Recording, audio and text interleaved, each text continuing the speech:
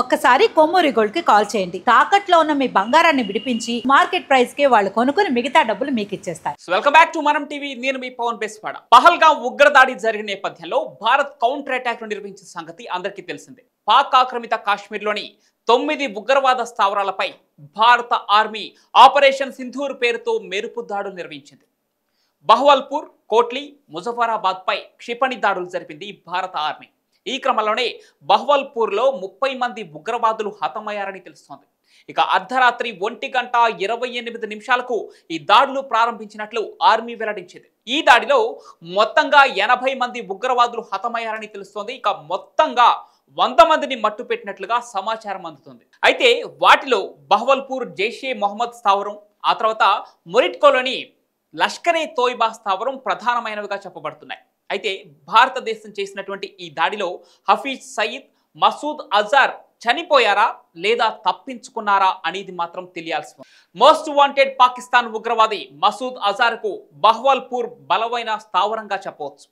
జైషే మహమ్మద్ ఉగ్రవాద సంస్థకు నాయకత్వం వహిస్తున్న అజార్ 2001లో పార్లమెంట్లపై దాడి నుండి 2019లో పుల్వామా బాంబు దాడి వరకు అనేక కేసుల్లో అజార్పై ఛార్జ్ షీట్ దాఖలయ్యాయి. అయితే కొన్ని నివేదికల ప్రకారం మసూద్కు పాకిస్తాన్లోని బహవల్పూర్లో 2 స్థావరాలు ఉన్నట్లు తెలిపాయి.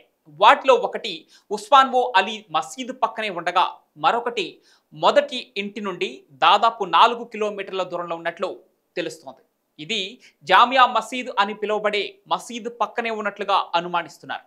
అంతేకాకుండా బహవల్పూర్లో ఉగ్రవాద సంస్థకు 4 శిక్షణా కేంద్రాలు కూడా ఉన్నట్లు తెలుస్తోంది. ఇది మాత్రమే కాకుండా బహవల్పూర్లో పాకిస్తాన్ ఆర్మీ ప్రధాన కార్యాలయం, వైమానిక స్థావరం కూడా అక్కడే ఉన్నట్లుగా తెలుస్తోంది. ఇక దీనికి దాదాపు 10 కిలోమీటర్ల దూరంలో ఉగ్రవాద సంస్థ జైషే మొహమ్మద్ శిక్షణా శిబిరం కూడా ఉంది. దీనిని లక్ష్యంగా చేసుకుని భారత ఆర్మీ దాడులు నిర్వహించింది. ఈ దాడిలో వీరి ప్రధాన కార్యాలయం, మదర్సా ధ్వంసమయ్యాయి. ఈ విషయాన్ని గురించి పాక్ మీడియా స్వయంగా తెలిపింది. అయితే ప్రస్తుతం జరిగిన ఈ దాడిలో మసూద్ అజార్, హఫీజ్ సయీద్ మరణించినట్లు ప్రస్తుతం ఎటువంటి సమాచారం అందలేదు. కానీ భారత దాడి తర్వాత పాకిస్తాన్ ప్రధాని షహబాజ్ షరీఫ్ అత్యవసర సమావేశాన్ని నిర్వహించారు. భారతదేశం తమపై యుద్ధానికి కాలు దువ్విందని ఆయన తెలిపారు.